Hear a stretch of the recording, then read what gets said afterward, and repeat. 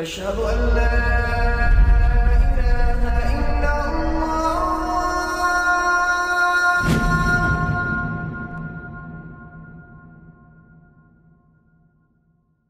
Raindrops media পরিবেশিত audio lecture series পরকালের পথে যাত্রা 22 পর্বের এই লেকচার সিরিজে আলোচিত হবে মৃত্যু, কবরের জীবন, রূহের যাত্রা, কিয়ামতের ছোট ও বড় লক্ষণসমূহ, বিচার দিবস, জান্নাত এবং জাহান্নাম।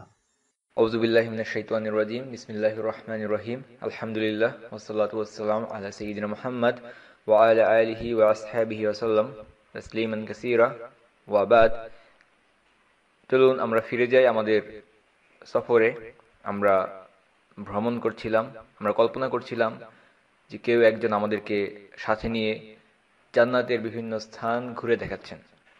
আমি চাই আপনিও কল্পনা করুন আপনি হচ্ছেন সেই ব্যক্তি। আপনি কল্পনা করুন যে আপনি এখন জান্নাতে আছেন এবং জান্নাত ঘুরে ঘুরে দেখছেন। আপনি জান্নাতের দরজা দিয়ে জান্নাতে প্রবেশ করেছেন এবং এখন আপনি আপনার জান্নাতের বাড়িতে যাবেন। আপনার জান্নাতের বাড়িটি কেমন হবে, কিভাবে আপনি চিনবেন কোথায় আপনার জান্নাতের বাড়ি? রাসূলুল্লাহ সাল্লাল্লাহু আলাইহি সাল্লাম বলেছেন, জান্নাতে একজন ব্যক্তি তার বাড়িকে তার দুনিয়ার বাড়ির থেকেও ভালোভাবে চিনবে। দুনিয়াতে আপনি আপনার বাড়ি যেভাবে চেনেন, পথঘাট চেনেন, কাউকে জিজ্ঞেস করে জেনে নিতে হয় না, স্বাভাবিকভাবে আপনি আপনার নিজের বাড়ির ঠিকানা পেয়ে যান। ঠিক তেমনিভাবে জান্নাতে আপনার স্থান কোথায় হবে সেটা আপনি আপনার অন্তর থেকে অনুভব করবেন। এবং যখন আপনি আপনার জান্নাতের বাড়ির দিকে যাচ্ছেন, যাত্রাপথে পথের দুই ধারে আপনি সুন্দর দৃশ্য দেখতে দেখতে এগিয়ে যাবেন, কিন্তু আপনার মন আকুল থাকবে কখন আপনি সেই বাড়িতে পৌঁছাবেন এবং আপনি দেখতে চাইবেন যে আল্লাহ সুবহানাহু ওয়া তাআলা আপনার জন্য কি চমক প্রস্তুত করে রেখেছেন, কেমন হতে পারে আমার জান্নাতের বাড়িটি। এবং নিজের বাড়িতে না পৌঁছানো পর্যন্ত আপনি একটি টান অনুভব করতে থাকবেন, হোমসিক অনুভব করতে থাকবেন। আপনার যাত্রা শেষ করে এখন আপনি আপনার বাড়ির সামনে দাঁড়িয়ে আছেন।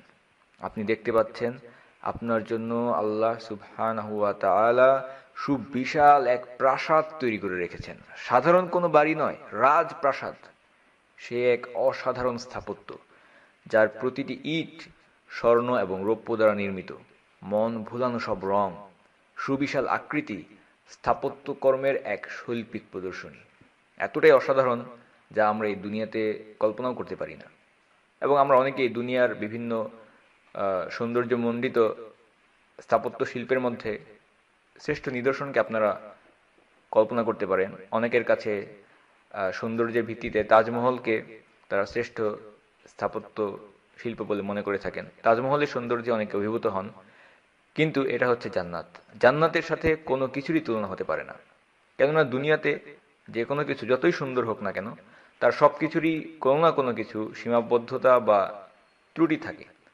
কিন্তু যখন আপনি জান্নাতে আপনার রাজপ্রাসাদের সামনে দাঁড়িয়ে, এটা জান্নাত, এখানে দুনিয়ার মতো কোনো সীমাবদ্ধতা বা ত্রুটি থাকবে না।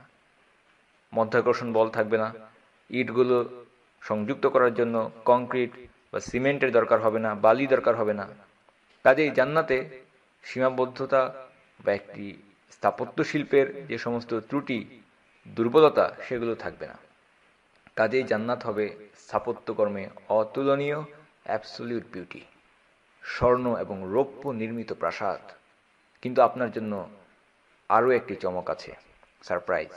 আপনি যখন আপনার রাজপ্রাসাদের দিকে এগিয়ে যাচ্ছেন, প্রাসাদের কাছে যেতেই আপনি এমন কিছু একটা দেখলেন যেটা আপনাকে স্তম্ভিত করে ফেলল। সেই অপরূপ সৌন্দর্য দেখে আপনি আনন্দে হাঁটার শক্তি হারিয়ে ফেলেছেন। আপনি যেন নিজের পায়ে ভর করে আর দাঁড়িয়ে থাকতে পারছেন না। আপনি আপনার জান্নাতি স্ত্রীর সামনে দাঁড়িয়ে আছেন। তাকে দেখে আপনি যেন কিছু হার্টবিট মিস করলেন। আপনার জান্নাতি স্ত্রী আপনার দিকে তাকিয়ে আছেন এবং হাসছেন। ভাবুন একবার। আপনার স্ত্রীদের ব্যাপারে কথা বলার আগে চলুন আপনার প্রাসাদ নিয়ে আরও একটু আলোচনা করি। প্রাসাদ, গুরাফুন মিন ফাওকিহা গুরাফুন, প্রাসাদের উপরে প্রাসাদ, যার পাদদেশে বা যার তলদেশ দিয়ে ঝর্ণাধারা প্রবাহিত হতে থাকবে। এটা হচ্ছে আল্লাহ তাআলার ওয়াদা এবং আল্লাহ তার ওয়াদার বরখেলাপ করেন না। আমরা বলেছি যে জান্নাতে পৃথিবীর মতো সীমাবদ্ধতা থাকবে না, ত্রুটি থাকবে না, কেননা দুনিয়াতে সবকিছুই সীমাবদ্ধ, কোনো কিছুই ত্রুটিমুক্ত নয়। কিন্তু জান্নাহ একটি ভিন্ন স্থান। কাজেই জান্নাতের এই প্রাসাদ, এই রাজপ্রাসাদ শুধু একদিকেই বড় হবে এটা এরকম নয়, উচ্চতাতেই অনেক বেশি হবে এরকম নয়, বরং এটা বিভিন্ন দিকে ছড়িয়ে থাকবে। একটার উপর আরেকটা প্রাসাদ থাকবে। গুরাফুন মিন ফাওকিহা গুরাফুন, প্রাসাদের উপরে প্রাসাদ। কাজেই আল্লাহ সুবহানাহু ওয়া তাআলা সবচেয়ে ভালো জানেন যে দুনিয়াতে আমরা যেভাবে একটি স্থাপত্য শিল্পের বা একটি নির্মাণের তিনটা দিক আমরা পাই দুনিয়াতে, দৈর্ঘ্য, প্রস্থ এবং উচ্চতা, এর মধ্যে সীমাবদ্ধ। কিন্তু জান্নাতে ডাইমেনশন হয়তো এর থেকেও বেশি হতে পারে, জান্নাতে দিকের সংখ্যা এর থেকেও বেশি হওয়া সম্ভব। সেখানে দুনিয়ার সীমাবদ্ধতাগুলো থাকবে না। এবং আপনার যে রাজপ্রাসাদ আপনি জান্নাতে লাভ করবেন, সেই প্রাসাদের নিচ দিয়ে প্রবাহিত হবে নদী, ঝর্ণা। জান্নাতের এই নদীগুলো আপনার প্রাসাদের পাশ দিয়ে প্রবাহিত হবে না, বরং প্রাসাদের নিচ দিয়ে প্রবাহিত হবে। আর এই সবগুলি হচ্ছে আল্লাহ সুবহানাহু ওয়া তাআলার ওয়াদা, এবং আল্লাহ তার ওয়াদার কখনো বরখেলাপ করেন না। আমরা জানি কিছু জিনিস আছে যেগুলো দুনিয়াতেও আছে, আবার সেগুলো জান্নাতেও থাকবে। কিন্তু জান্নাতে যে উপাদানগুলো থাকবে সেগুলো দুনিয়ার মতো হবে না। যেমন পৃথিবীতে আমরা জানি আগুন আছে, কিন্তু পরকালে আখিরাতে যে আগুন থাকবে, জাহান্নামের আগুন, সেটা দুনিয়ার আগুনের তুলনায় 70 গুণ বেশি প্রখর। রাসূলুল্লাহ সাল্লাল্লাহু আলাইহি ওয়াসাল্লাম বলেছেন, জাহান্নামের আগুনকে 1000 বছর পোড়ানোর পর সেটা লাল বর্ণ ধারণ করেছে, এবং এরপর আরো 1000 বছর পোড়ানোর পর সেটা কালো বর্ণ ধারণ করেছে। কাজেই চিন্তা করতে পারেন কত ভয়াবহ কালো বর্ণের উত্তপ্ত আগুন। কাজেই দুনিয়ার উপাদানগুলো আখিরাতের উপাদানগুলোর সাথে শুধুমাত্র নামেই মিল থাকবে, কিন্তু পরিমাণ এবং গুণগত মানের দিক থেকে সম্পূর্ণ ভিন্ন। যেমন দুনিয়াতে আপনারা পানি, দুধ, মধু ইত্যাদি দেখেছেন, একইভাবে জান্নাতেও পানি থাকবে, দুধ থাকবে, মধু থাকবে। কিন্তু পৃথিবীর পানি, পৃথিবীর দুধ, পৃথিবীর মধুর সাথে জান্নাতের পানি, দুধ এবং মধুর বিশাল পার্থক্য থাকবে, সম্পূর্ণ ভিন্ন। জান্নাতে আপনি যে প্রাসাদটি লাভ করেছেন সেটা হবে মুক্তোর মতো, যার ভেতরে থাকবে শুধু প্রশান্তি আর প্রশান্তি, থাকবে না কোনো শব্দ দূষণ, থাকবে না কোনো ক্লান্তি। দুনিয়াতে আপনি আপনার শ্রেষ্ঠ বিশ্রামের স্থানটিকে চিন্তা করতে পারেন, কোলাহল মুক্ত শান্তিপূর্ণ স্থান, যেখানে গেলেই আপনার ভালো লাগে। জান্নাত হবে তার থেকেও বেশি। হাদিস থেকে আমরা জানতে পারি, জিবরাইল আলাইহিস সালাম তিনি রাসূলুল্লাহ সাল্লাল্লাহু আলাইহি সাল্লামের কাছে আসলেন এবং এসে বললেন, আপনার স্ত্রী খাদিজা এখন আপনার কাছে আসবেন, এবং তাকে আসলে আপনি বলবেন যে আল্লাহ তাকে সালাম দিয়েছেন এবং আমি জিবরাইল তাকে সালাম দিয়েছি, এবং একই সাথে তাকে জান্নাতের একটি প্রাসাদের সুসংবাদ দিবেন, যা হবে মুক্তোর মতো, যার ভেতরে থাকবে না কোনো শব্দ দূষণ, থাকবে না কোনো ক্লান্তি। জান্নাতের এই ঘরগুলো, আপনার প্রাসাদে এমন সব ঘর থাকবে যার ভেতর থেকে বাইরে দেখা যাবে এবং বাইরে থেকে ভেতরে দেখা যাবে। এবং এটা কিভাবে সম্ভব আল্লাহু আলম, কিন্তু জান্নাতের স্থাপত্যকর্মগুলো এ ধরনেরই হবে, যেটা আমরা কল্পনাও করতে পারছি না। এবং চিন্তা করুন, যখন এই জান্নাতের বর্ণনাগুলো আসছে, জান্নাতের প্রাসাদ, এমনভাবে কল্পনা করুন যেন আপনি সেই প্রাসাদের সামনে দাঁড়িয়ে আছেন। এবং তিরমিজিতে বর্ণিত একটি হাদিসে আমরা দেখতে পাই, একজন আরব বেদুইন তিনি রাসূলুল্লাহ সাল্লাল্লাহু আলাইহি সাল্লামকে জিজ্ঞাসা করলেন, ইয়া রাসূলুল্লাহ, এই প্রাসাদগুলো কাদের জন্য, কারা এই প্রাসাদ লাভ করবে? এবং সেই বেদুইনটি এই প্রশ্ন কেন করলো? কারণ সে এমনভাবে তার দৃশ্যপটে এই প্রাসাদগুলোকে ফুটিয়ে তুলছিল যেন সে সেই প্রাসাদের সামনে দাঁড়িয়ে আছে। কাজেই তার মনে প্রশ্ন জাগলো, এই প্রাসাদ কে পাবে, কারা সেই সৌভাগ্যবান? ঠিক যেভাবে দুনিয়াতে আপনি কোনো একটি স্থানে হয়তো যাচ্ছেন, হঠাৎ খুবই সুন্দর একটি আলিশান বাড়ি দেখতে পেলেন, দেখে আপনার মনে প্রশ্ন জাগলো যে এত সুন্দর বাড়ি কে থাকে? ঠিক একইভাবে এই বেদুইন তিনি যেন জান্নাতের সেই প্রাসাদের সামনে নিজেকে উপস্থাপন করেছিলেন, দেখতে পাচ্ছিলেন। তার মনে প্রশ্ন জেগে উঠল, এই প্রাসাদে কে থাকবে?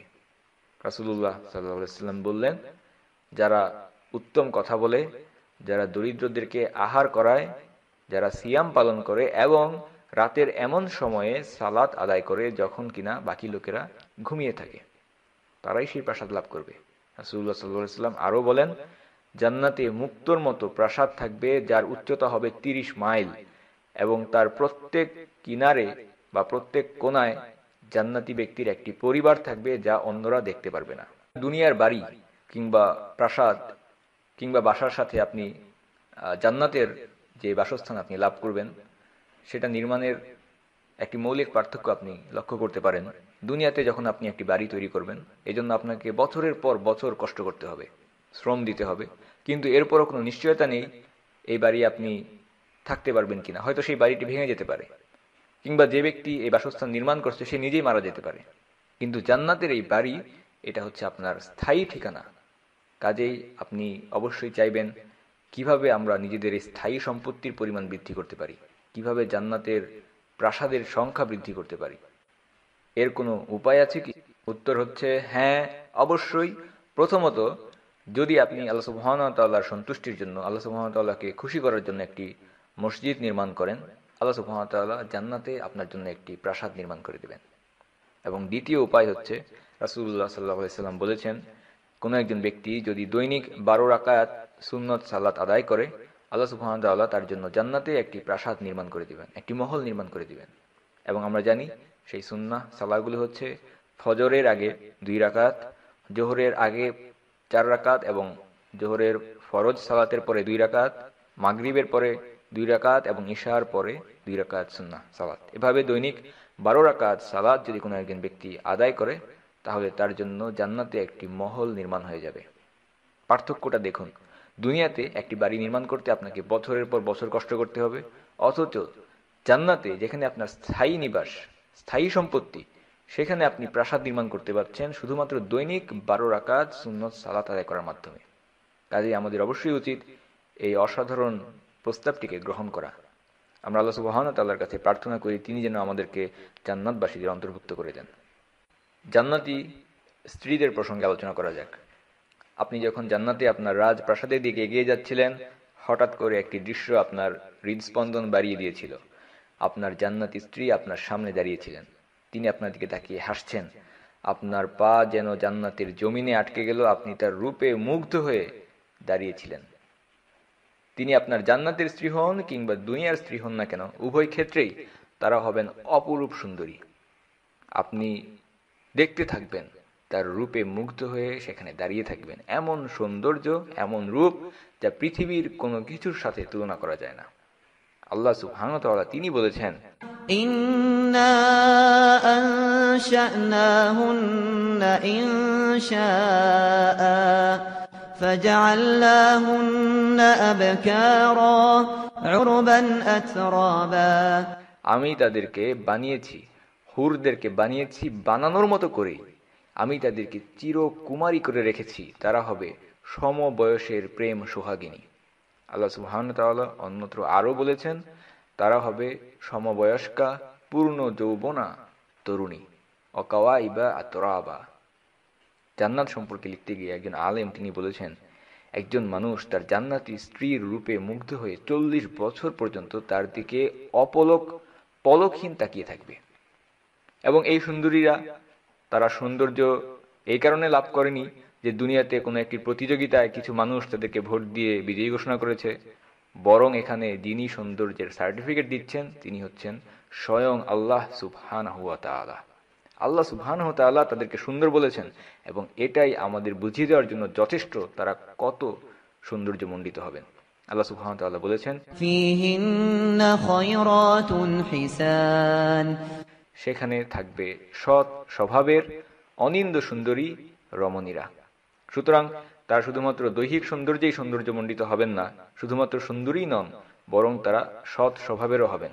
এবং আল্লাহ সুবহানাহু ওয়া তাআলা যখন তাদের এই সৌন্দর্য বর্ণনা করেছেন, তখন বুঝতেই পারছেন তাদের এই সৌন্দর্য নিয়ে আর কোনো সন্দেহ থাকতে পারে না, সংশয় থাকতে পারে না। এই অসাধারণ সৌন্দর্য আমাদের পক্ষে কল্পনা করাও সম্ভব নয়।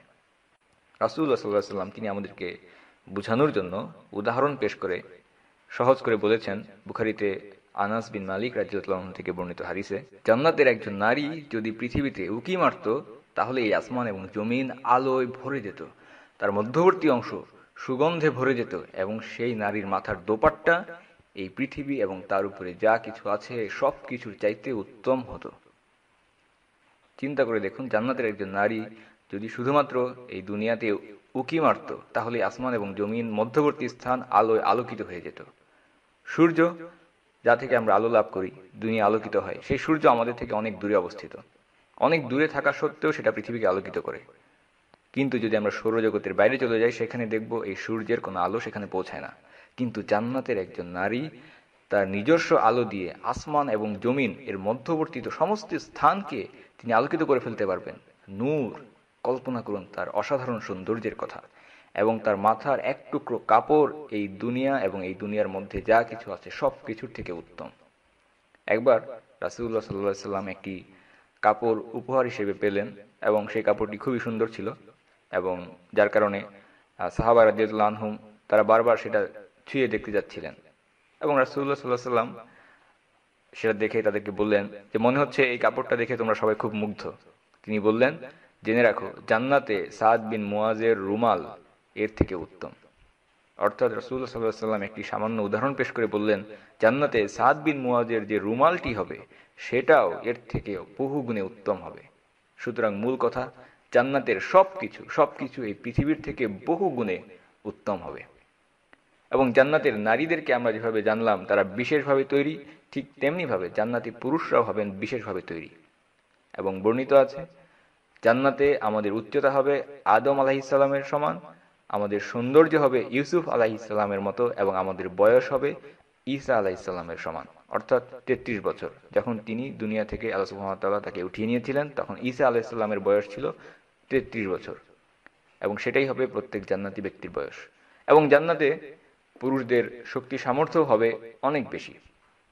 তিরমিজিতে বর্ণিত একটি হাদিসে রাসূলুল্লাহ সাল্লাল্লাহু আলাইহি ওয়াসাল্লাম বলেছেন, জান্নাতে একজন পুরুষের শক্তি হবে পৃথিবীর 100 জন পুরুষের সমান। সুতরাং জান্নাতের সবকিছুই বহুগুণে বৃদ্ধি করে দেওয়া হবে, হতে পারে সেটা পরিমাণের দিক থেকে কিংবা গুণগত মান, উভয় দিক থেকেই। এবং হুরদের সৌন্দর্য বর্ণনা করতে গিয়ে আল্লাহ সুবহানাহু ওয়া তাআলা তিনি বলছেন, كأنهن الياقوت والمرجان এরা যেন এক একটি প্রবাল এবং পদ্মরাগ। রাসূলুল্লাহ সাল্লাল্লাহু আলাইহি ওয়াসাল্লাম বলেছেন, জান্নাতের নারীদের অস্থিমজ্জা তাদের কাপড়ের ভেতর দিয়ে দেখা যাবে। এবং এই বিষয়টা যখন আমরা হাদিস থেকে শুনি, যখন আমরা নিজেরা কল্পনা করতে যাই যে জান্নাতে নারীদের অস্থিমজ্জা তাদের কাপড়ের ভেতর দিয়ে দেখা যাবে, তখন অনেকের কাছে এটা মনে হয় যে এটা আসলে কিভাবে সম্ভব, আমরা কল্পনা করতে পারি না, এবং এটা সৌন্দর্যেরই বা কি কারণ হতে পারে। কিন্তু আমাদের মনে রাখতে হবে যে রাসূলুল্লাহ সাল্লাল্লাহু আলাইহি ওয়াসাল্লাম সেভাবেই বর্ণনা করেছেন যেভাবে তিনি দেখে এসেছেন, এবং আমাদের কাছে তিনি এটাকে পৌঁছে দিয়েছেন। এর মানে এই নয় যে আমরা যখন কোনো কিছু কল্পনা করতে পারছি না সেটা সুন্দর নয়, বরং জান্নাত হচ্ছে একটি ভিন্ন জগৎ। সুতরাং আপনি জান্নাতের সেই সফরে যখন আপনার প্রাসাদের সামনে দাঁড়িয়েছিলেন, আপনার স্ত্রীকে দেখে আপনি সেখানে তার সৌন্দর্যে মুগ্ধ হয়ে পলকহীন কাটিয়ে দিয়েছেন বহু বছর। এবারে আপনি আপনার প্রাসাদে প্রবেশ করেছেন, এবং এই প্রাসাদে প্রবেশ করার পর আপনি যা দেখছেন সবকিছুই আপনার কাছে নতুন মনে হচ্ছে, সম্পূর্ণ নতুন একটি অভিজ্ঞতা। এটাকে তুলনা করতে পারি আমরা একটি শিশুর সাথে। একটি শিশুর ক্ষেত্রে দুনিয়াতে আমরা কি দেখতে পাই? শিশু যা দেখে সবকিছুই তার কাছে নতুন, এবং তাতেই সে মজা পায়, পলকহীন, চোখ বড় বড় করে তাকিয়ে থাকে। একইভাবে আপনিও যখন জান্নাতে প্রবেশ করেছেন, আপনার প্রাসাদে প্রবেশ করার পর জান্নাতের আসবাবপত্র, ফার্নিচার দেখে আপনি অভিভূত হয়ে যাবেন। এক ঘর থেকে আরেক ঘরে যাবেন এবং বলে উঠবেন আলহামদুলিল্লাহ। আল্লাহ সুবহানাহু ওয়া তাআলা তিনি বলেছেন, فيها سرر مرفوعة وأكواب موضوعة ونمارق مصفوفة তাতে থাকবে সুসজ্জিত উঁচু উঁচু আসন, সাজানো থাকবে নানান ধরনের পানপাত্র, আরামায়েশের জন্য থাকবে সারি সারি গালিচা এবং রেশমের বালিশ।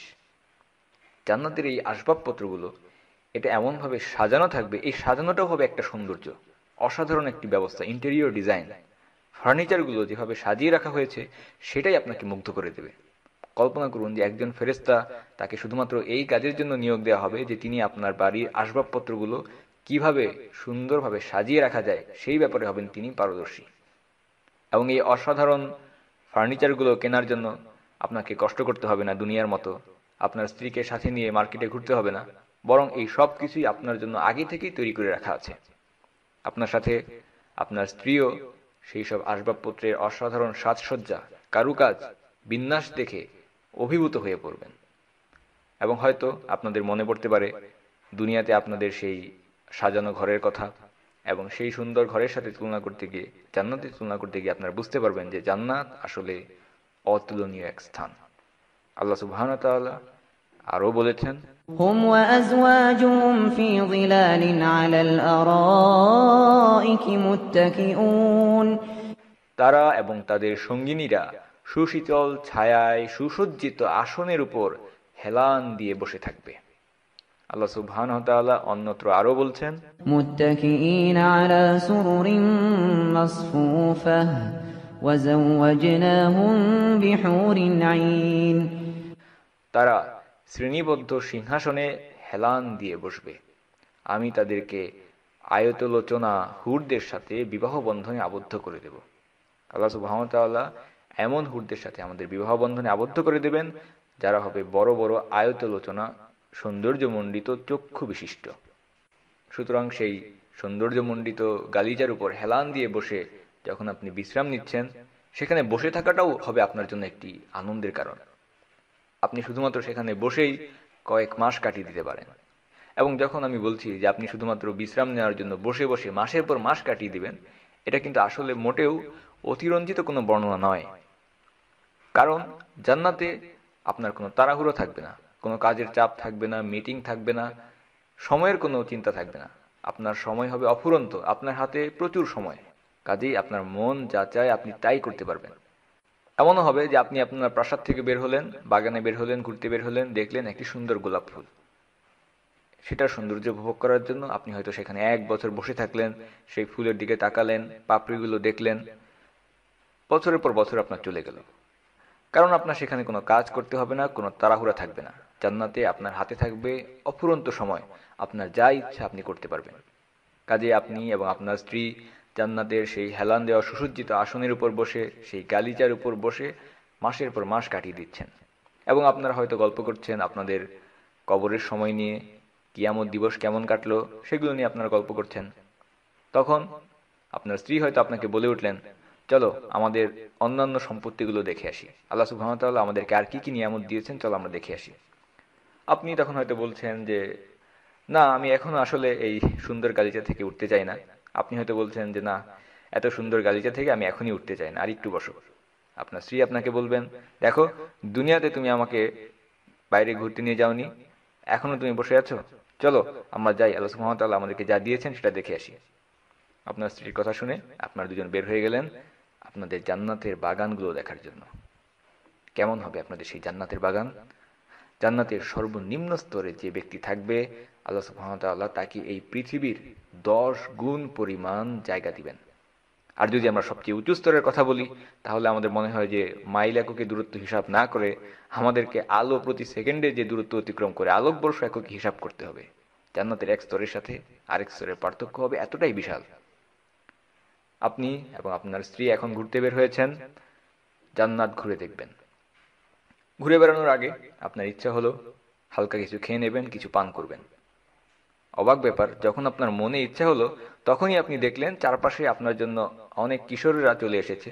তারা খাবার নিয়ে আপনাকে আপ্যায়ন করার জন্য তৈরি। তারা সকলেই সুন্দর পোশাক পরিধান করে আছে, অসাধারণ সব জিনিস তারা পরিবেশন করছে। এবং সেই কিশোরদের দেখে তাদের হাসি, তাদের ব্যবহার, তাদের আপ্যায়নে আপনি মুগ্ধ হয়ে যাবেন। ইবনে কাসির রাহিমাহুল্লাহ বলেছেন, জান্নাতীদের খাবার পরিবেশন করবে কিশোরেরা, তারা চিরকাল থাকবে, তাদের বয়স বৃদ্ধিপ্রাপ্ত হবে না। এবং আপনি দেখছেন তাদের সংখ্যায় অনেক, আপনার সেবায় তারা নিয়োজিত এবং তারা উৎসাহের সাথে আপনার খেদমতে নিয়োজিত এবং আপনাকে সাহায্য করার জন্য তারা উপস্থিত। তাদের চেহারার জান্নাতি সৌন্দর্য, চেহারার উজ্জ্বল্য এবং তারা সদা হাস্যরত। তাদের পরনের পোশাক অসাধারণ। এই সবগুলো দেখে আপনার মনে হবে এরা যেন এক একটি ছড়ানো ছিটানো মুক্ত দানা। আল্লাহ সুবহানাহু ওয়া তাআলা বলেছেন, ويطوف عليهم ولدان مخلدون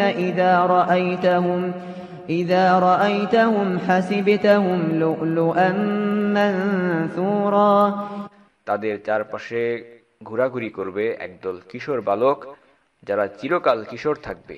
যখন তুমি এদের দিকে তাকাবে মনে হবে এরা বুঝি কতিপয় ছড়ানো ছিটানো মুক্তা। কাজেই জান্নাতে সকল স্থানে আপনার খেদমতের জন্য নিয়োজিত থাকবেন খাদেম, আপনাকে নিজে কোনো কাজ করতে হবে না, আপনার স্ত্রীকে কোনো কাজ করতে হবে না, দুনিয়ার মতো তাকে রান্নাঘর পরিষ্কার করতে হবে না, আসবাবপত্র পরিষ্কার করতে হবে না, ঘর বাড়ি দেখে রাখতে হবে না। আপনারা শুধু জান্নাতে উপভোগ করবেন এবং উপভোগ করার জন্যই আপনারা এখন জান্নাতে। আপনারা পান করবেন হালকা কিছু পানীয় এবং খাওয়ার পর আপনারা বের হয়ে যাবেন জান্নাত ঘুরে দেখার জন্য। আপনি এবং আপনার স্ত্রী এবারে বের হয়ে পড়েছেন জান্নাত সফর করবেন। হতে পারে আপনারা বিভিন্ন স্থানগুলো ঘুরে দেখার জন্য সাথে একজন গাইড রাখলেন, যিনি আপনাকে আপনার এই বিশাল সম্পত্তি ঘুরে দেখাবেন। তো যখনই আপনি আপনার প্রাসাদ থেকে বের হয়েছেন আপনার স্ত্রীর সাথে, আপনি বুঝতে পারছেন আপনার নাকে একটা অসাধারণ সুবাস এসে লাগলো। এত অসাধারণ সেই সুবাস যেটা আপনাকে প্রায় পাগল করে দিচ্ছে। আপনি অবাক হয়ে ভাবছেন এই সুগন্ধ কোথা থেকে আসছে। আপনি সেই সুঘ্রাণের উৎস খুঁজতে গিয়ে যখন নিচে তাকালেন, দেখতে পেলেন জান্নাতের এই মাটি থেকে সেই সুঘ্রাণ আসছে। আপনি সেই মাটি হাতে নিলেন এবং দেখতে পেলেন এই জান্নাতের মাটি হচ্ছে বিশুদ্ধ পিওর সাদা মেশকের তৈরি। আপনার তখন মনে হবে হয়তো আপনার জন্যই এই মাটি বিশেষভাবে নির্মিত, কিন্তু না। আপনি যখন বাইরে বের হলেন দেখতে পেলেন পুরো জান্নাতে মাটি হচ্ছে সাদা পিওর মেশকের তৈরি। বুখারীর বর্ণনায় রাসূলুল্লাহ সাল্লাল্লাহু আলাইহি ওয়াসাল্লাম বলেছেন, এবং তার মাটি হবে মেশক। এরপর আপনি যখন ঘুরতে বের হয়েছেন আপনার কানে পানির আওয়াজ ভেসে আসলো। আপনি আপনার গাইডকে জিজ্ঞাসা করলেন কিসের আওয়াজ শুনতে পাচ্ছি। সে বলবে এটা হচ্ছে আপনার নদী, যা আপনার প্রাসাদের নিচ দিয়ে প্রবাহিত হচ্ছে। আপনি সেই স্বচ্ছ পানির নদীর কাছে গেলেন, সেখান থেকে পানি পান করলেন এবং সাথে সাথে আপনি উপলব্ধি করলেন যে এই পানি দুনিয়ার পানি থেকে সম্পূর্ণ ভিন্ন। কাজেই এর অসাধারণ স্বাদে মুগ্ধ হয়ে আপনি সেখানে বসে কাপের পর কাপ পানি পান করতে থাকলেন। লক্ষণীয়, জান্নাতে যখন আপনি পানি পান করবেন, এটা কিন্তু আপনি তৃষ্ণা মেটানোর জন্য পান করবেন না। কারণ একজন জান্নাতবাসী জান্নাতে প্রবেশ করার পূর্বেই এমন এক পানীয় পান করে এসেছে যার পর আর তার কোনোদিন তৃষ্ণা পাবে না। সেটা কি ছিল? সেটা ছিল হাসরের ময়দানে আল হাউজ আল কাউসারের পানি। আপনারা জানেন কিয়ামতের দিন আল কাউসারের যেই নদী রাসূলুল্লাহ সাল্লাল্লাহু আলাইহি ওয়াসাল্লাম লাভ করেছেন, আল কাউসার নামে যে নদীটি আল্লাহ সুবহানাহু ওয়া তাআলা তাকে দিয়েছেন, সেই নদীর পানির একটি অংশ হাসরের ময়দানে নিয়ে আসা হবে এবং হাউজে রাখা হবে, আল হাউজ আল কাউসার। এবং সেখানে কে দাঁড়িয়ে থাকবেন? সেই পানি পরিবেশন করার জন্য দাঁড়িয়ে থাকবেন স্বয়ং রাসূলুল্লাহ সাল্লাল্লাহু আলাইহি ওয়াসাল্লাম। তিনি তার উম্মতদের জন্য, তাকে যারা অনুসরণ করেছে, ভালোবেসেছে, তাদের জন্য তিনি সেখানে অপেক্ষায় থাকবেন, নিজ হাতে পানি ঢেলে দিবেন, নিজ হাতে পরিবেশন করবেন। ভাবতে পারেন রাসূলুল্লাহ সাল্লাল্লাহু আলাইহি ওয়াসাল্লাম নিজের হাতে আপনাকে পানি পান করানোর জন্য হাউজ আল কাউসারের পাশে অপেক্ষা করছেন। আপনি যদি একজন মুসলিম হয়ে থাকেন এবং আপনার জন্য রাসূলুল্লাহ সাল্লাল্লাহু আলাইহি ওয়াসাল্লাম শাফায়াতের প্রার্থনা করেন, রাসূলুল্লাহ সাল্লাল্লাহু আলাইহি ওয়াসাল্লাম আপনাকে ডেকে নিয়ে আল হাউজ আল কাউসার থেকে পানি পান করাবেন, বলবেন এসো পান করো। আর সেই এক কাপ পানি অনন্তকালের জন্য আপনার যাবতীয় তৃষ্ণাকে দূর করে দেবে। এরপর আপনি আর কোনোদিন পিপাসার্ত হবেন না। তাহলে জান্নাতের এই লোকেরা আমরা দেখতে পেলাম তারা পান করছে কেন? জান্নাতীরা খাওয়া দাওয়া করবে, পান করবে শুধুমাত্র উপভোগ করার জন্য, আনন্দের জন্য। তাদের ক্ষুধা নিবৃত্তির জন্য খাবারের প্রয়োজন হবে না, তৃষ্ণা মেটানোর জন্য তারা পান করবেন না, শুধুমাত্র উপভোগ এবং আনন্দ করার জন্য। এবং এত পানি যা আপনার পানীয় যা আপনি পান করবেন, সেটা কিন্তু আপনার দেহে জমে থাকবে না, ঘাম হিসেবে বের হয়ে যাবে। এবং এই ঘামের সুঘ্রাণ হবে মেশকের মতো, অর্থাৎ এটা যেন আরেকটা পারফিউমের মতো, কোনো বর্জ্য পদার্থ হিসেবে আপনার দেহ থেকে বের হয়ে আসবে না। এবং আপনি যখন আপনার স্ত্রীর সাথে ঘুরতে বের হয়েছেন, সেই নদী থেকে আমরা বলছিলাম কাপের পর কাপ পানি পান করে যাচ্ছেন, আপনার গাইড এসে আপনাকে বলল যে আপনার আরো নদী আছে যেটা কিনা এর থেকে উত্তম। আপনি তখন সেই নদীর কাছে যেতে চাইবেন। আপনি, আপনার স্ত্রী আর গাইড মিলে ভ্রমণ পরিকল্পনা করবেন, হাজার হাজার মাইল দূরত্ব পাড়ি দিয়ে সেই নদীর কাছে যাবেন। দুনিয়াতে আমরা দেখেছি মানুষ বিভিন্ন প্রাকৃতিক সৌন্দর্য দেখার জন্য হাজার হাজার মাইল পাড়ি দেয়। কেউ যায় নায়াগ্রা জলপ্রপাত দেখতে, কেউ যায় গ্র্যান্ড ক্যানিয়ন দেখতে, কিংবা বিভিন্ন প্রাকৃতিক সৌন্দর্যমণ্ডিত স্থানে। এবারে আপনি আছেন আপনার স্ত্রীর সাথে জান্নাতে এবং আপনারা যাচ্ছেন সেই রকম অসাধারণ একটি জান্নাতের নদী দেখতে। আপনার গাইড আপনাকে বলেছেন এই নদীটি হবে আগের থেকে উত্তম। এবং জান্নাতের যোগাযোগ ব্যবস্থা কেমন হবে, এটা যে অসাধারণ হবে সেটা নিয়ে আসলে কোনো সন্দেহের অবকাশ নেই। আপনি আপনার ইচ্ছা মতো বাহন বেছে নিতে পারেন। ইচ্ছা হলে আপনি ধীরগতির বাহনে যাবেন, যাতে আশেপাশের প্রাকৃতিক দৃশ্য দেখে দেখে আপনি যেতে পারেন, অথবা ইচ্ছা হলে আপনি দ্রুতগতির বাহনে যেতে পারেন। আপনি যখন সেখানে পৌঁছাবেন, দেখতে পাবেন আল্লাহ সুবহানাহু ওয়া তাআলা আপনাকে যে দ্বিতীয় নদীটি দান করেছেন সেটা হচ্ছে দুধের নদী, এবং আপনি পান করার সাথে সাথেই বুঝতে পারবেন এই দুধ, এটা পৃথিবীর দুধের মতো নয়। আপনি এবং আপনার স্ত্রী সেখান থেকে পান করতেই থাকবেন।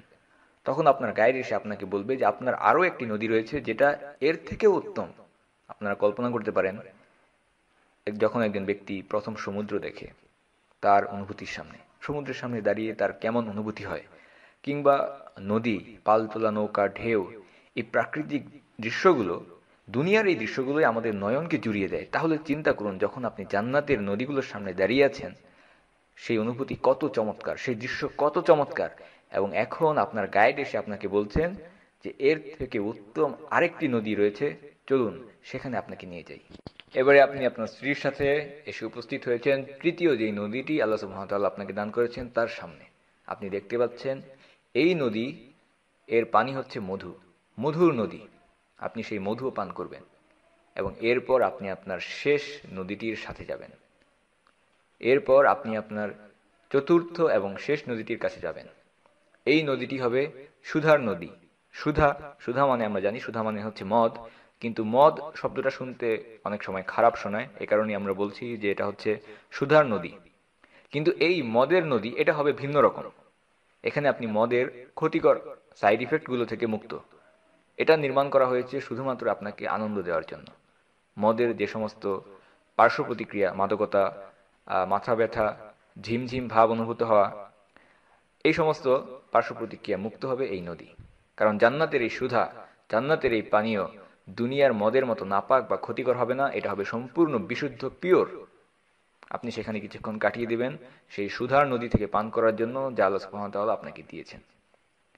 নদী দেখা শেষ, এবারে আপনি আপনার স্ত্রী সহ বের হবেন জান্নাতের ঝর্ণাগুলো দেখার জন্য, যার কথা আপনি কুরআনে শুনে এসেছেন। এবারে আপনি যাচ্ছেন জান্নাতের ঝর্ণা দেখার জন্য।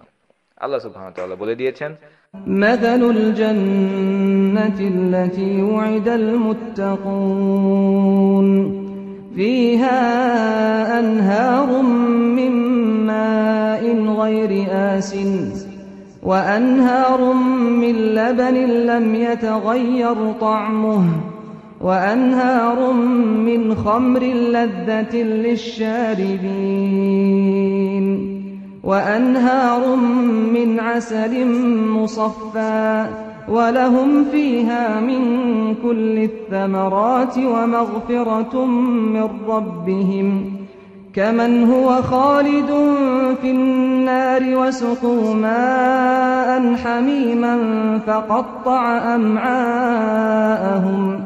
আল্লাহ তাআলাকে যারা ভয় করে তাদেরকে যে জান্নাতের ওয়াদা করা হয়েছে সেখানে নির্মল পানির ঝর্ণা রয়েছে, রয়েছে দুধের এমন কিছু ঝর্ণাধারা যার স্বাদ কখনো পরিবর্তিত হয় না, রয়েছে পানকারীদের জন্য সুধার ঝর্ণা, সুধার নহর সমূহ, রয়েছে বিশুদ্ধ মধুর ঝর্ণাধারা। আপনার গাইড আপনাকে জিজ্ঞাসা করছে আপনি কি যাবেন সেই ঝর্ণাগুলো দেখতে? আপনি বলবেন হ্যাঁ চলো অবশ্যই, কিন্তু সে বলবে তার থেকেও ভালো একটা বিষয় রয়েছে, চলুন সেটা আগে দেখে আসি। চলুন রাসূলুল্লাহ সাল্লাল্লাহু আলাইহি সাল্লামকে যে নদীটি দেওয়া হয়েছে সেটা আগে দেখে আসি। এবং আমরা বলেছি সেটাই হচ্ছে আল কাউসার নামক নদী। আপনি হয়তো অবাক হয়ে জিজ্ঞাসা করছেন রাসূলুল্লাহ সাল্লাল্লাহু আলাইহি সাল্লামের সেই নদী কি দেখতে আমিও যেতে পারবো? উত্তরে বলা হবে হ্যাঁ অবশ্যই। আপনি যদি মুহাম্মদ সাল্লাল্লাহু আলাইহি সাল্লামের উম্মত হয়ে থাকেন তাহলে অবশ্যই আপনি সেখানে যেতে পারবেন এবং সেখান থেকে পান করতেও পারবেন, কারণ সেটাই হচ্ছে জান্নাতের সর্বশ্রেষ্ঠ নদী এবং তার উৎপত্তি স্থল হচ্ছে আল্লাহ সুবহানাহু ওয়া তাআলার আরশ। সহিহ বুখারীর বর্ণনায় রাসূলুল্লাহ সাল্লাল্লাহু আলাইহি সাল্লাম বলেছেন, মিরাজের রাত্রে যখন আমাকে জান্নাতে নিয়ে যাওয়া হয় আমি দেখতে পাই একটি নদী যার পাশে রয়েছে ফাঁপা মুক্তোর তৈরি তাঁবু। আমি জিবরাইলকে জিজ্ঞাসা করলাম এটা কি? জিবরাইল বললেন এটা হচ্ছে আল কাউসার, যা আপনার রব আপনাকে দিয়েছেন, এবং এর কাদামাটি হচ্ছে মেশকের তৈরি। সুবহানাল্লাহ, চিন্তা করুন এমন এক নদী যার কাদামাটি পর্যন্ত মেশকের তৈরি। এবং যখন আপনারা এখানে আমাদের আলোচনায় শুনতে পাচ্ছেন যে আপনাদের সফরে একজন গাইড থাকবে, আপনারা হয়তো মনে করছেন যে এটা আমার কল্পনা, বানিয়ে বলছি, কিন্তু রাসূলুল্লাহ সাল্লাল্লাহু আলাইহি ওয়াসাল্লাম যখন জান্নাতে গিয়েছিলেন আমরা দেখতে পাচ্ছি তার সাথে একজন গাইড ছিলেন এবং তিনি ছিলেন জিবরাইল আলাইহিস সালাম। কাজেই আপনি যখন জান্নাতে ভ্রমণ করতে বের হবেন সেখানে আসলে আপনার গাইড থাকাতে কোনো সমস্যা নেই। এবং জান্নাতে সব সময় আপনাকে আপ্যায়ন করা হবে, খেদমত করা হবে। আপনার প্রাসাদের ভেতরে কিংবা প্রাসাদের বাইরে, ঘরের ভেতরে কিংবা ঘরের বাইরে সব সময় আপনার খেদমতে নিয়োজিত থাকবে বিভিন্ন লোক। আপনি আপনার গাইডের সাথে আল কাউসারে গেলেন, এখন সেখান থেকে পান করবেন। আপনার এই পুরো ভ্রমণটা অসাধারণ কাটছে। হঠাৎ করে আপনি আবিষ্কার করলেন এত সুন্দর ভ্রমণে আপনার কোনো টাকা পয়সা খরচ হচ্ছে না, সব কিছুই আপনি বিনামূল্যে সম্পূর্ণ ফ্রি করতে পারছেন। এই নদীগুলো ঘুরে আসতে আসতে এই ভ্রমণ শেষ করতে আপনার হয়তো বছরের পর বছর সময় লেগে গেল। এবারে আপনি পরিকল্পনা করছেন জান্নাতের সেই ঝর্ণাগুলো দেখতে বের হবেন, যেই ঝর্ণাগুলোর নাম আপনি দুনিয়াতে শুনেছেন। কেন? কারণ আপনি কুরআন পড়তেন এবং কুরআনে আল্লাহ সুবহানাহু ওয়া তাআলা সেই ঝর্ণাগুলোর নাম আমাদেরকে জানিয়ে দিয়েছেন। তেমনই একটি ঝর্ণা হচ্ছে সালসাবিল, আরেকটি ঝর্ণা হচ্ছে কাফুরের ঝর্ণা, কর্পূরের তৈরি ঝর্ণা। আপনি সেই ঝর্ণা দেখতে এবারে বের হতে চাইবেন। আল্লাহ সুবহানাহু ওয়া তাআলা বলে দিয়েছেন, ইন্নাল আবরারা ইয়াশরাবুনা মিন কাসিন কানা মিজাজুহা কাফুরা আইনান ইয়াশরাবু বিহা ইবাদুল্লাহি ইউফাজ্জিরুনাহা তাফজীরা। নিঃসন্দেহে যারা সৎ কর্মশীল তারা জান্নাতে এমন সুরা পান করবে যার সাথে সুগন্ধযুক্ত কাফুর বা কর্পূর মেশানো থাকবে। এই কর্পূর মেশানো পানি হবে প্রবহমান এক ঝর্ণা, যার প্রবাহ থেকে আল্লাহর নেক বান্দারা সদা পানীয় গ্রহণ করবে। তারা যেদিকে যখন ইচ্ছা সেই ঝর্ণাকে প্রবাহিত করে নেবে। আপনি সেখানে সেই ঝর্ণায় গেলেন এবং সেখানে গিয়ে আপনি দেখতে পেলেন যে অন্যান্য মুসলিমরাও সেখান থেকে পানীয় পান করছেন। সেখানে গিয়ে আপনি তাদের সাথে আলোচনা করলেন, গল্প করলেন, সুরা পান করলেন। এরপর আপনি নতুন আরেকটি গন্তব্যের দিকে রওনা হয়ে গেলেন। আল্লাহ সুবহানাহু ওয়া তাআলা এই সম্পর্কে বলছেন, নিঃসন্দেহে নেককার লোকেরা মহা নিয়ামতে থাকবে। এরা সুসজ্জিত আসনে বসে সব অবলোকন করতে থাকবে। এদের চেহারায় নিয়ামতের সজীবতা তুমি দেখতে পারবে। এদের চেহারায় নিয়ামতের সজীবতা তুমি চিনতে পারবে। ছিপি আটা বোতল থেকে এদেরকে সেই দিন বিশুদ্ধতম পানীয় পান করানো হবে, কস্তুরীর সুগন্ধ দিয়ে যার মুখ বন্ধ করা আছে। খিতামুহু মিস্ক ওয়া ফি যালিকা ফালইয়াতানাফাসিল মুতানাফিসুন। এবং এই প্রতিযোগিতায় বিজয়ী হওয়ার জন্যই তো প্রতিযোগীদের প্রতিযোগিতা করা উচিত। আল্লাহ সুবহানাহু ওয়া তাআলা বলছেন যে এর জন্যই তো সমস্ত প্রতিযোগীদের প্রতিযোগিতা করা উচিত। আল্লাহ সুবহানাহু ওয়া তাআলা আরো বলেছেন, ويسقون فيها كأسا كان مزاجها زنجبيلا عينا فيها تسمى سلسبيلا। সেখানে তাদেরকে এমন এক সুরা পান করানো হবে যার সাথে মেশানো থাকবে জানজাবিল। তাতে রয়েছে এক অমীয় ঝর্ণা যার নাম হচ্ছে সালসাবিল। জান্নাতের এই ঝর্ণাধারাগুলো আপনি দেখলেন, একের পর এক ঝর্ণা দেখতে লাগলেন এবং বছরের পর বছর আপনার অতিবাহিত হয়ে গেল। এতদিন পর হঠাৎ আপনি খেয়াল করলেন জান্নাতে কোনো চাঁদ দেখতে পাচ্ছি না, কোনো সূর্য নেই, রাতও নেই, দিনও নেই। কাজেই জান্নাতে যেহেতু দিন রাত থাকবে না, সেখানে ঋতুর আবর্তন থাকবে না। গ্রীষ্ম, শীত, বসন্ত এইভাবে ঋতুগুলো পরিবর্তন হবে না।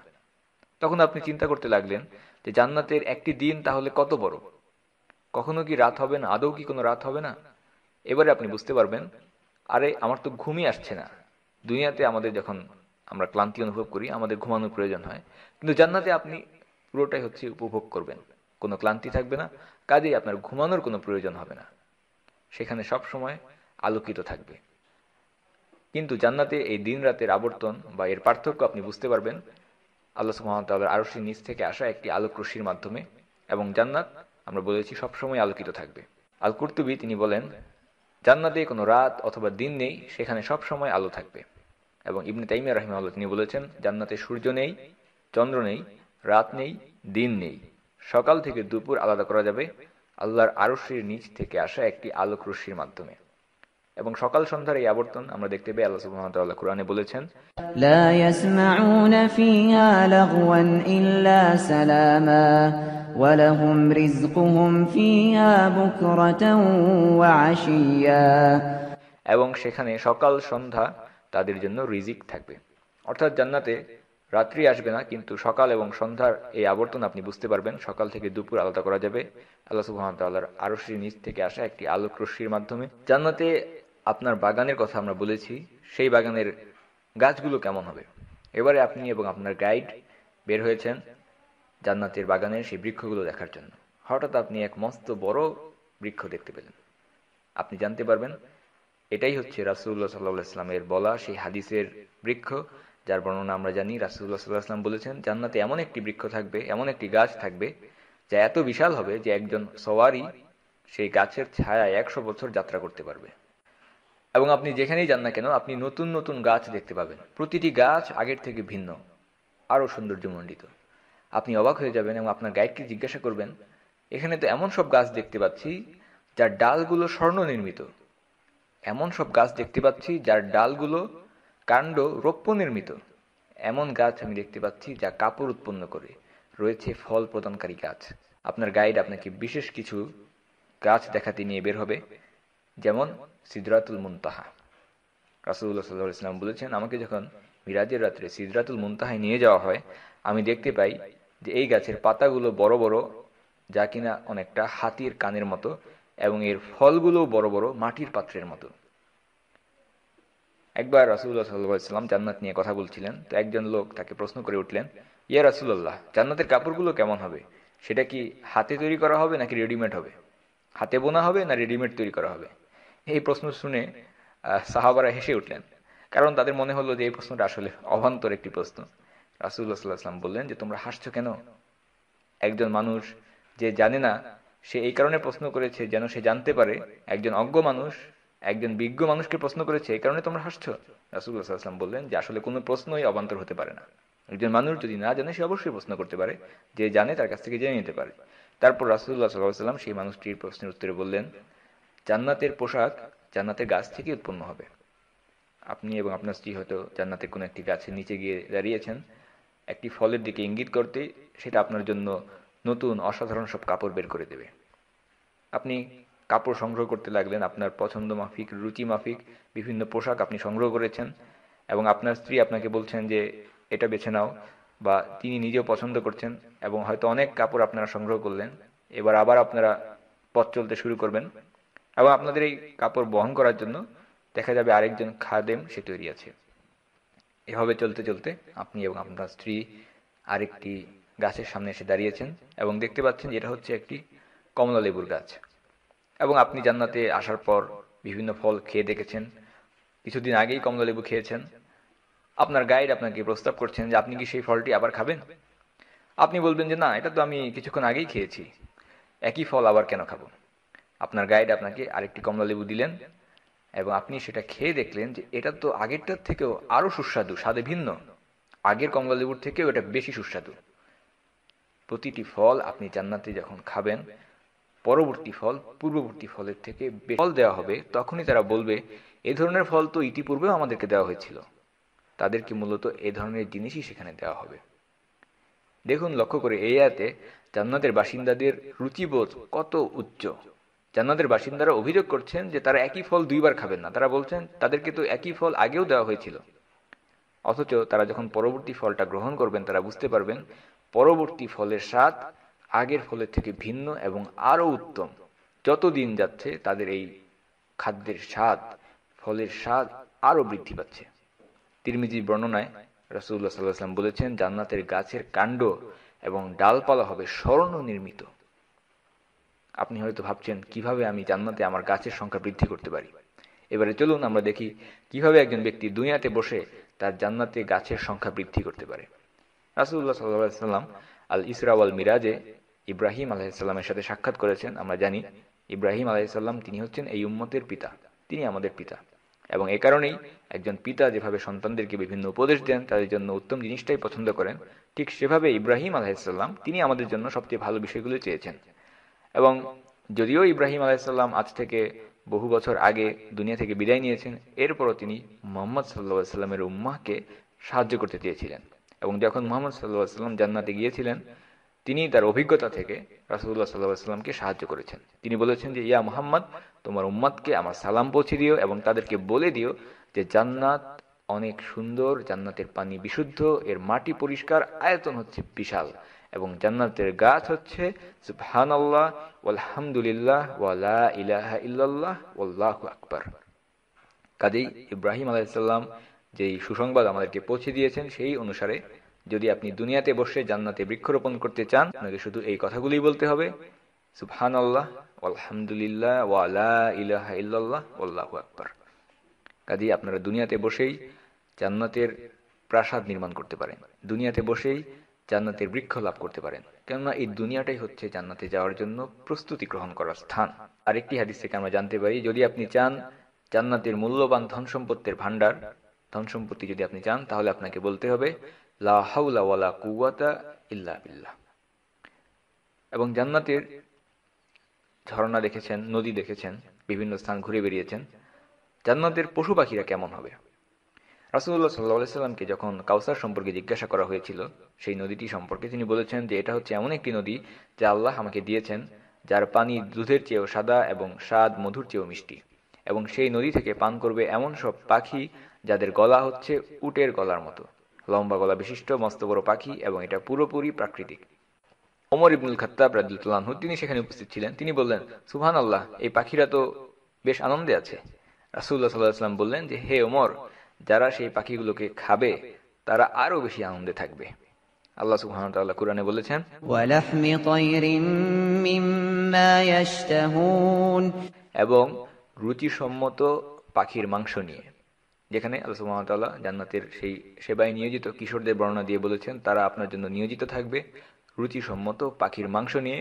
এবং রাসূলুল্লাহ সাল্লাল্লাহু আলাইহি ওয়াসাল্লাম ওমর রাদিয়াল্লাহু আনহুকে সেটা বললেন যে, হে ওমর, যারা সেই পাখিগুলোকে খাবে তারা আরো বেশি আনন্দ লাভ করবে।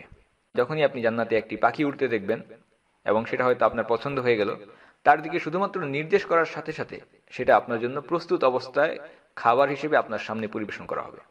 চুলা গরম হওয়ার জন্য অপেক্ষা করতে হবে না, রান্না গরম হওয়ার জন্য সময় লাগবে না, যখন চাইবেন তখনই পেয়ে যাবেন। সুতরাং আপনি এবং আপনার স্ত্রী ঘুরে ঘুরে বিভিন্ন খাবার চেখে দেখছেন, আল্লাহ সুবহানাহু ওয়া তাআলা আপনাদেরকে যে সমস্ত নিয়ামত দিয়েছেন সেটা দেখছেন, এবং বুঝতে পারছেন যে আল্লাহ সুবহানাহু ওয়া তাআলার দেওয়া এই পুরস্কার কোনোদিন শেষ হবে না, শেষ হচ্ছে না। কাজেই ঘুরে ঘুরে এবারে আপনি আপনার প্রাসাদে ফিরে গেলেন, বিশ্রাম নেবেন, নিজেদেরকে উপভোগ করবেন, এবং চিন্তা করে দেখুন যে সর্বনিম্ন স্তর যেটা জান্নাতে একজন ব্যক্তি লাভ করবে, সেটা যদি দুনিয়ার 10 গুণ পরিমাণ হতে পারে, তাহলে একটা মানুষের তার নিজের ব্যক্তিগত সম্পদ দেখতে কত দীর্ঘ সময় লাগতে পারে, বছরের পর বছর।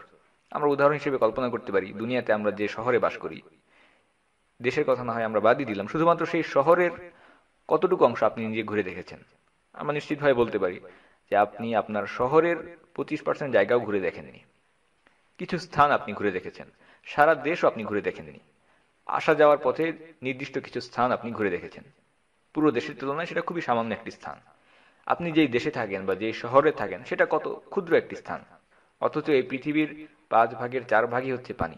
তার মধ্যে ছোট্ট একটা দেশ যদি আমরা দেখে শেষ করতে না পারি, আমাদের সমগ্র জীবনও শেষ করতে না পারি, তাহলে চিন্তা করুন আল্লাহ সুবহানাহু ওয়া তাআলা জান্নাতে যে সম্পত্তি আপনাকে, আল্লাহ সুবহানাহু ওয়া তাআলা জান্নাতে আপনাকে যে সম্পত্তি দিবেন, সেটা দেখে শেষ করতে আপনার কত শত শত বছর লেগে যাবে। আপনি যখন ঘুরে এসে আপনার প্রাসাদে ফিরে এসেছেন, সেখানে আপ্যায়নের জন্য আপনাকে পানীয় পরিবেশন করা হবে, শুভ্র ও সমুজ্জ্বল, যা হবে পানকারীদের জন্য সুস্বাদু। তাতে কোনো রকম মাথা ঘোরানোর মতো ক্ষতিকর কিছু থাকবে না, এবং তার কারণে তারা মাতালও হবে না। ইবনে কাসির রাহিমাহুল্লাহ তিনি বলেছেন যে এই পানীয় তাদের জন্য মাথা ব্যথার কারণ হবে না, তাদেরকে মাতাল করে দিবে না, মাদকতার কুপ্রভাব মুক্ত হবে। ইবনে আব্বাস রাদিয়াল্লাহু আনহুমা তিনি বলেছেন যে মদের 4টি খারাপ দিক রয়েছে, ক্ষতিকর দিক। প্রথম দিকটি হচ্ছে মাদকতা, দ্বিতীয় দিকটি হচ্ছে মাথা ব্যথা, তৃতীয়ত মূত্রের মাত্রা বৃদ্ধি পাওয়া, মূত্রত্যাগের মাত্রা বেড়ে যায় যখন একজন মানুষ বেশি মদ পান করে, এবং চতুর্থ হচ্ছে বমি বমি ভাব হওয়া। কিন্তু আল্লাহ সুবহানাহু ওয়া তাআলা যখন আপনাকে জান্নাতের সূরা আপনাকে পান করতে দিবেন, সেই সূরা বা জান্নাতের মদ এই 4টি খারাপ দিক পার্শ্ব প্রতিক্রিয়া থেকে মুক্ত থাকবে, জান্নাতের পানি হবে পবিত্র। জান্নাতের বাসিন্দারা কখনো মাতাল হবে না, তারা মদ পান করবে কিন্তু তারা মাতাল হবে না। এটা তাদেরকে আনন্দিত করবে, খুশি করে দেবে। দুনিয়াতে যা কিছু রয়েছে আমরা জানি তার সবগুলি হচ্ছে ভালো এবং মন্দের একটি মিশ্রণ। সম্পূর্ণ পবিত্র বলে দুনিয়াতে কিছু নেই। পুরোপুরি ভালো যেমন নেই, তেমনি পুরোপুরি খারাপ যার কোনো ভালো দিক নেই, এই ধরনের কিছু দুনিয়াতে নেই। এই কারণে আমরা দেখতে পাই যে দুনিয়াকে আল্লাহ সুবহানাহু ওয়া তাআলা শাস্তি কিংবা পুরস্কারের স্থান বানাননি। দুনিয়াকে জান্নাত বানাননি, দুনিয়াকে জাহান্নাম বানাননি। কেননা জান্নাত হওয়ার জন্য যথেষ্ট ভালো উপাদান এই দুনিয়াতে নেই। একইভাবে জাহান্নাম হওয়ার মতো যথেষ্ট খারাপও এই দুনিয়া নয়। কাজেই দুনিয়াতে মানুষ যে মদ পান করে সেটাও একেবারে সব দিকই তার খারাপ এরকম নয়। সে কিছু আনন্দ পায়, এটা ঠিক, কিন্তু এর খারাপ দিকগুলো থেকেও সে বাঁচতে পারে না। কাজেই দুনিয়াতে মানুষ যে মদ পান করে সেটাও একইভাবে সম্পূর্ণ খারাপ এরকম নয়। তাতে কিছু আনন্দ একজন মানুষ পায়, এটা ঠিকই, কিন্তু এর খারাপ দিকগুলো থেকেও সে বাঁচতে পারে না, এর পার্শ্ব প্রতিক্রিয়া থেকে সে বাঁচতে পারে না। এই কারণেই আল্লাহ সুবহানাহু ওয়া তাআলা এই মদকে হারাম করে দিয়েছেন। আল্লাহ সুবহানাহু ওয়া তাআলা কুরআনে বলেছেন যে মদের কিছু ভালো দিক রয়েছে, কিন্তু এর খারাপ দিকের সংখ্যা ভালোর থেকে বেশি, এবং আল্লাহ সুবহানাহু ওয়া তাআলা এটাকে হারাম করে দিয়েছেন। কিন্তু যখন জান্নাতে আপনি যাবেন, জান্নাতের সেই পানীয়, জান্নাতের সুরা, জান্নাতের মদ সমস্ত খারাপ পার্শ্ব প্রতিক্রিয়া থেকে মুক্ত পবিত্র এক পানীয়। এবং হয়তো অনেকে ভাবতে পারেন যে জান্নাতের বাসিন্দারা কেন খাওয়া দাওয়া করবে।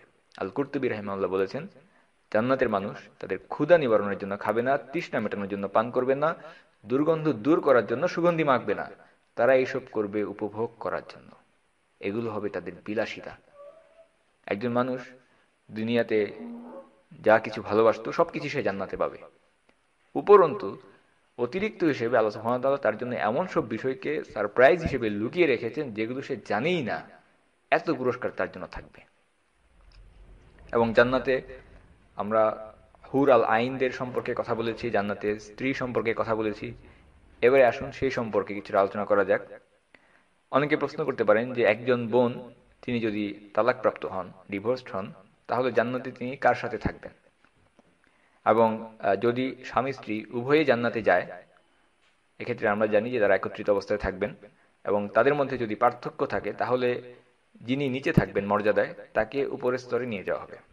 আল্লাহ সুবহানাহু ওয়া তাআলা কাউকে নিচের স্তরে নামিয়ে আনবেন না, বরং তার রহমতের মাধ্যমে তিনি মানুষদেরকে উপরের স্তরে উন্নীত করবেন। আল্লাহ সুবহানাহু ওয়া তাআলা কুরআনে বলেছেন, জান্নাতু আদনিন ইয়াদখুলুনাহা ওয়া মান সালাহা মিন আবাইহিম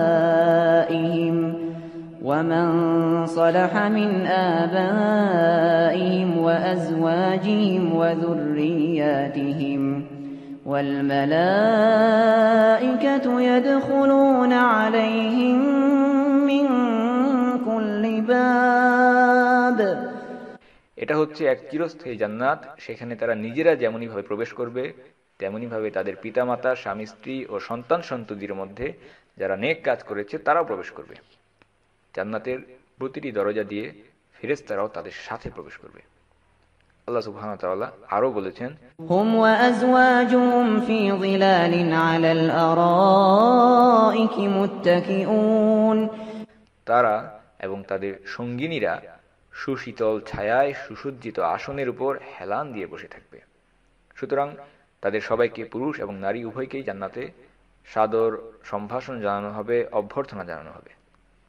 এখন প্রশ্ন হচ্ছে, যদি কোনো একজন স্বামী বিপত্নিক হন, অর্থাৎ তার স্ত্রী মারা গিয়েছেন এবং পরবর্তীতে তিনি আবার বিয়ে করেছেন, সুতরাং জীবনের দুইটি পর্যায়ে তার স্ত্রীর সংখ্যা 2 জন, তখন কি হবে? তিনি জান্নাতে গেলে তার 2 স্ত্রীর সাথেই তিনি একত্রিত হবেন। কিন্তু যদি কোনো একজন মহিলা তিনি জীবিত থাকেন এবং তার পূর্বের স্বামী মৃত্যুবরণ করেন, তাহলে এই মহিলা জান্নাতে কার সাথে থাকবেন? এবং একটি দুর্বল বর্ণনায় আমরা জানতে পারি যে আবু দারদা রাদিয়াল্লাহু আনহু মৃত্যুবরণ করার পর মুয়াবিয়া রাদিয়াল্লাহু আনহু তিনি উম্মে দারদাকে বিয়ে করার জন্য প্রস্তাব দিয়েছিলেন। কিন্তু উম্মে দারদা তিনি বললেন যে তিনি তার স্বামীকে বলতে শুনেছেন, রাসূলুল্লাহ সাল্লাল্লাহু আলাইহি ওয়াসাল্লাম বলেছেন যে একজন নারী তার সর্বশেষ স্বামীর সাথে জান্নাতে একত্রিত হবে। কিন্তু এই হাদিসটি দুর্বল। কিন্তু আরো দুটি বর্ণনার মাধ্যমে আমরা দেখতে পাই এই দুর্বল বর্ণনাটি শক্তিশালী হয়ে যায়।